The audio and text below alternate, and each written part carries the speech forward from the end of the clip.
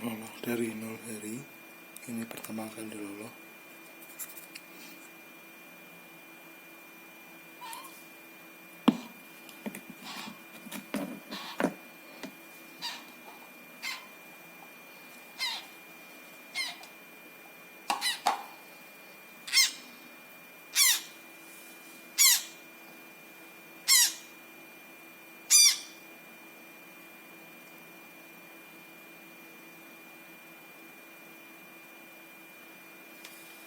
Nggak usah banyak-banyak,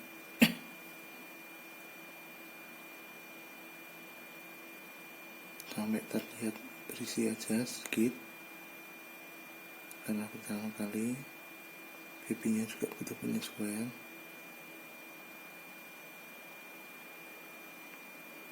Sudah terlihat berisi sini, sudah stop aja, nggak usah ditambah lagi.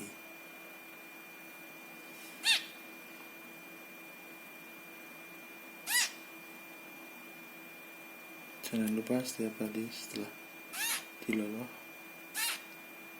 bagian mulut atau paru dibersihkan supaya enggak jamuran.